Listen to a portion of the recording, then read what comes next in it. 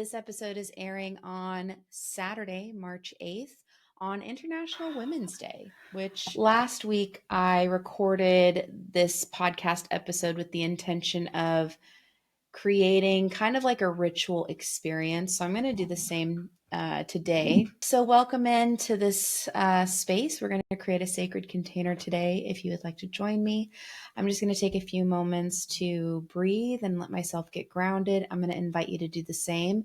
As with all types of kind of grounding exercises, I invite you to do whatever it is that's going to feel resonant and supportive for you, for your nervous system. So you get to choose.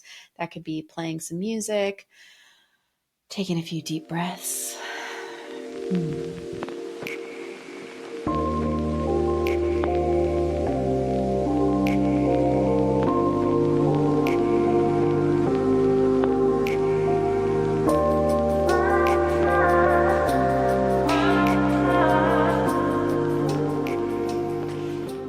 Mind.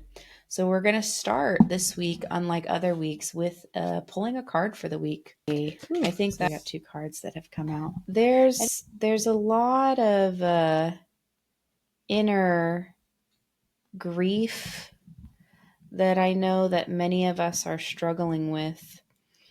And we're in this kind of polarity, this tension, where we have a lot of this emotion that might be feeling overwhelming. This is the Page of Cups in reverse.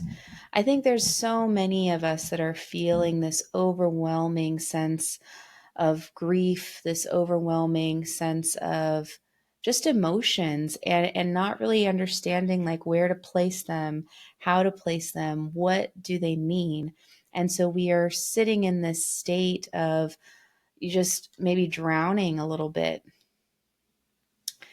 And this question of like what feels stable or what is stable, how do I find a sense of stability in this chaos? How do I access a sense of groundedness in this, absolute, what feels like a Looney Tunes? I've said this a couple of times. It almost sounds like it's like Looney Tunes up there in Washington, D.C. right now. Like, what is going on? And so this like overwhelming emotions while seeking a sense of groundedness, it's just very disorienting, discombobulating. What I think is interesting is it's also in between this tension of, wow, seeing this open, abundant capacity for our ability to hold and manage things, our ability to allow our emotions to nourish kind of ourselves, our communities, to bring forth this abundant possibility and capability. So that's on one end of the spectrum. And then the other end of the spectrum is this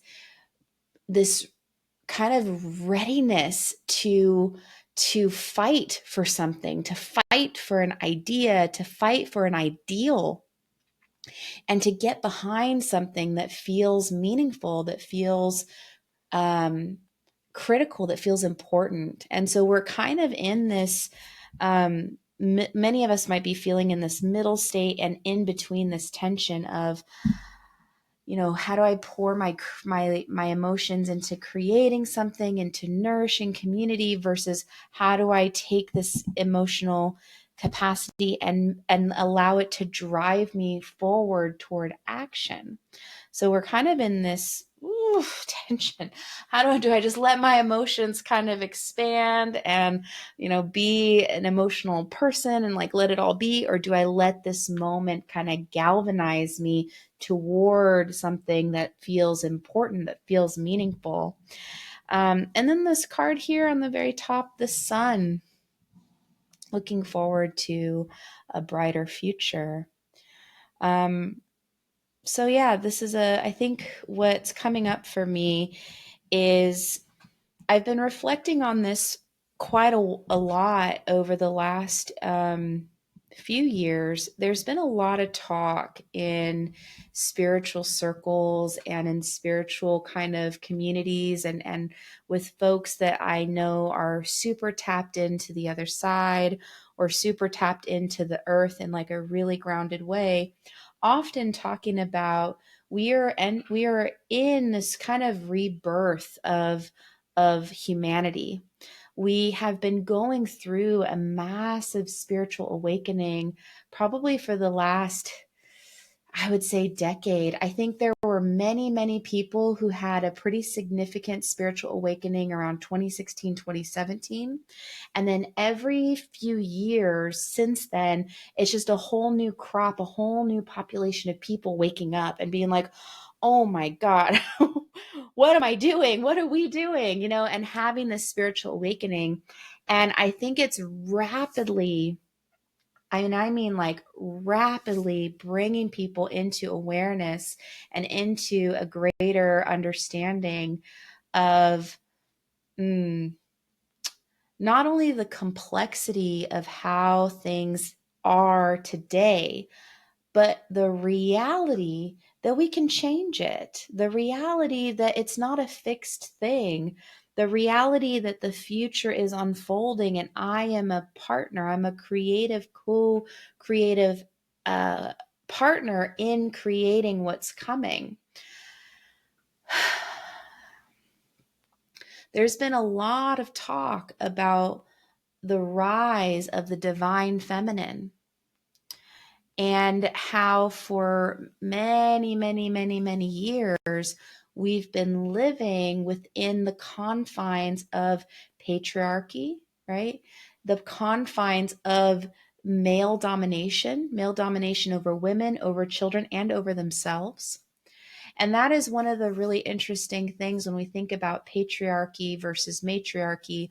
A lot of people get a little bit of a reaction when we bring up the idea of the patriarchy, and we forget to acknowledge how the patriarchy kind of in the way that it has evolved, bringing with it extractive capitalism and, harm, violence at the expense of ourselves, and how much men in our society have had to cut off their own humanity as a way to survive and eventually thrive within patriarchal social norms and structures.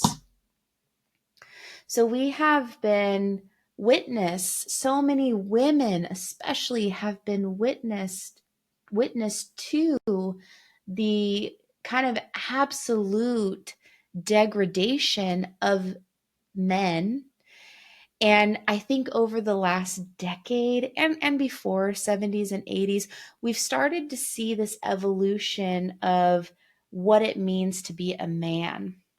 And I think, it's really critical as we are here celebrating, International Women's Day, that we acknowledge the men who have been brave enough and have been courageous enough to come forth and start to shift the narrative out of a patriarchal paradigm that degrades them and divorces them from their own humanity, and in fact are trying to rewrite what that narrative of masculinity could be. So I think, it is International Women's Day, and I think it's critical that even on this day we acknowledge the ways in which so many men, millions of men, have been actively working toward dismantling and disrupting and untangling their own sense of identity from the patriarchy, from the patriarchal norms and ideals. And what is occurring right now is that these patriarchal norms and structures and social values are starting to disintegrate. And the reality is that it's just not sustainable anymore. It just is not sustainable. I've been working in corporate spaces now for the last 7 years. And it was really interesting because before I went into corporate life or corporate work, I was so adamant that I could never work for a corporation because corporations were quote unquote bad. And the model that corporations function under are is a growth at any cost model. And often that cost is the human cost. It's people are burning out in their corporate jobs. We are also burning out the planet. We are burning out our ecosystems. All of the ways that these corporate structures and systems have been built are kind of designed in a growth at any cost methodology or belief structure versus what we now know is called a regenerative model. So instead of, we're just going to extract this resource and build and grow. And then next year, we're going to extract more resources and build and grow more. It's just this constant, like, basically like throwing trash into the ocean. This doesn't work for us anymore. We're just going to get rid of it. And that model just is not sustainable. And we're seeing the effects of it very loudly today. And so, what is going to be required is a more regenerative model. It's absolutely necessary, even just for the survival of corporate companies, is that we have to start looking at regenerative processes. And we talk about, even in the work that I do, how do we help employees recover from or stave off burnout? So how do we create a regenerative culture that reinforces human well-being? Like, that's becoming a real necessity in our corporate spaces. And so regardless of whether we want to you know at large, in society at large, acknowledge that we're shifting from patriarchy to a more matriarchal structure, it's happening because it has to. It's happening because the current way of how we do things is just absolutely not sustainable. And that a new way, we say new, and it's not new. It's like, this is having been doing this work now for a few years, doing leadership development, culture development. What we're really keying into here is indigenous wisdom. We're really keying into living with the natural rhythms of our bodies, living with the natural rhythms of our planet. That is going to be what's required in order to sustain growth, in order to sustain momentum. The way that it is right now, it's just not sustainable. So they are going to disintegrate. And so I offer this as a perspective to allow ourselves to not be afraid. And in fact, invite and act. In fact, not just invite, but find a place in all of this noise, in all of this chaos, that feels generative and hopeful and joyful. Because how we get there is going to matter. How we build these new systems, how we reinforce the new way of being, of even well-being in the workplace, has to come from a generative, joyful, hopeful place. And I think that that's also necessary. It's also a function of how those things are built in the first place. But I wonder if we can release a lot of the fear. And it's really interesting because I had dinner with some friends of mine who I hadn't seen in a long time. All of them are white. I am half white and half Japanese. I was socialized as a white person, but I'm also Asian American. So I've had this kind of dual perspective my whole life. And it was really interesting because I'd made this observation by watching TikTok fairly recently. So, look, this observation I'm making is that a lot of white people are saying that the world is ending. And then Black, brown, and indigenous people are saying the world is just beginning. We are beginning, we're creating something new. And one of my friends, she's like, yeah, I am a white person and I feel that way. Like, the world is ending. And I was like, oh my gosh, I'm so glad you're saying this. And she's like, well, how do tell me more about this idea that you have, or this perspective. And I said, when white people particularly have been socialized that this is the norm, that this is the only way that society can function, and it starts to disintegrate, absolutely, that is terrifying. And if that is the only narrative, the only way in which you understand the world to function, that's the only way that you know that the world works, of course you're going to be terrified. Of course you're going to feel like, oh my God, the world is ending.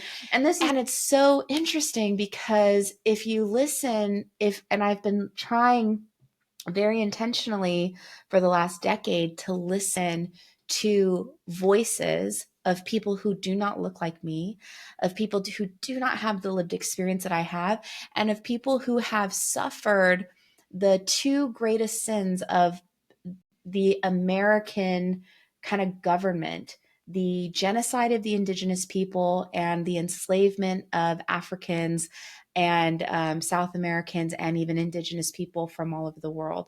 And so I have been listening, or at least, attempting to be very cognizant and listening to be changed around my understanding of what else is possible.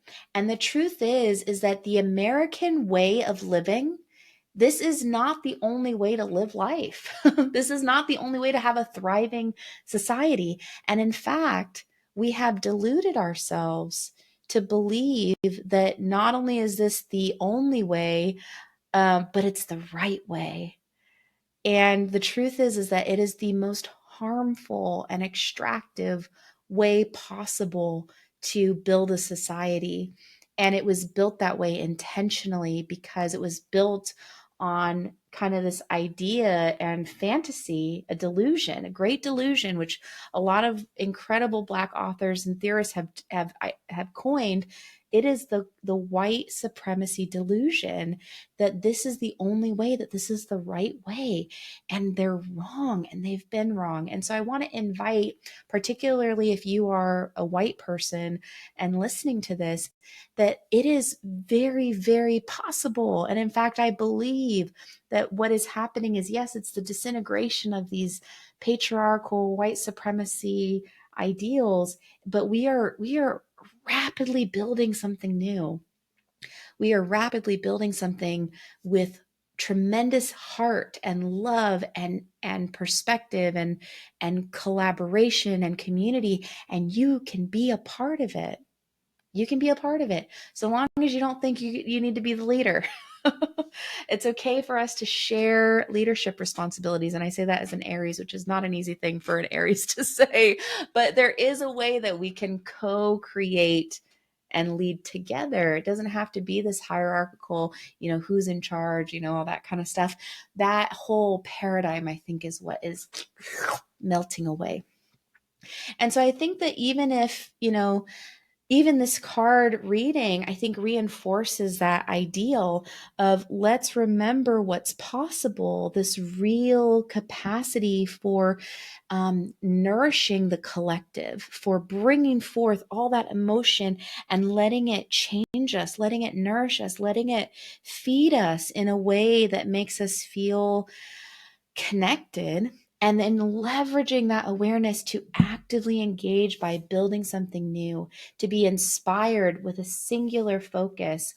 And so this is my advice for those who are feeling super overwhelmed by what's going on, maybe starting to feel a bit numb. I know that so many of us are feeling so numb, is to just choose one thing. Just choose one thing that you are deeply passionate about and put your attention there, put your focus there, be a part of the shift that's occurring. For me, my biggest passion, I love tarot, and I find it so meaningful, and it's so impactful, and it's such a powerful tool for self growth and reflection. But my passion, my absolute passion, is leadership. I'm obsessed with leadership, and I'm obsessed with how do we develop our leadership skills and capabilities. I believe that you do not have to be a specific title or have a role, that we need leaders everywhere. You might be a leader in your family. You might be a leader with your friends.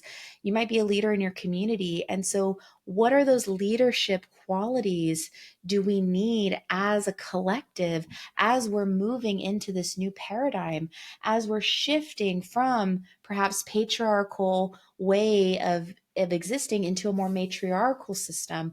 What type of leadership capabilities do we need? So that's the space that I'm obsessed with. That's the space I want to pour my attention into. And it is through, I think, the tarot and especially the tarot and spirituality that we begin that whole journey by becoming leaders within ourselves. How do I lead myself through change, through difficulty? How do I show up with confidence? How do I embrace all of who I am so that I can own my voice, my perspective, my point of view, and my opinion? How do I own that? And I think that tarot is a really powerful tool that can help us get there. In fact, I think tarot is one of the more powerful tools because if you have a very good reader, or if you are willing to tell yourself the truth, it will not lie to you. It will make you confront the things that you are avoiding, or the things that you think you can get away with, maybe massaging the truth a little bit with people who don't know you that well. So the tarot is a mirror. It reflects your inner truth to yourself. And so long as you're willing to hear the truth or tell yourself the truth, it's an exceptionally powerful tool to develop ourselves. And it is through self development that we become the leaders we need to be in order to build the world that is emerging, that is unfolding before us. Okay, I think that's enough for today. Happy International Women's Day. If this resonated anything, please tell me. I am desperate to know, because sometimes I'm speaking into the void and I'm like, I don't even think this is making any sense. So if this is resonating for you, please tell me. If you have additional perspectives or want to piggyback or add on to what I've shared, I really hope to be someone that can spark collective conversation, to spark community engagement, to help bring people along who are on their own, self-development leadership journey, who they want to be in the world, showing up authentically, all those things as we are collectively moving toward a much brighter future. I'm very hopeful. Thank you so much for spending the time with me. Wishing you a beautiful week. This is the message for the week. Have a wonderful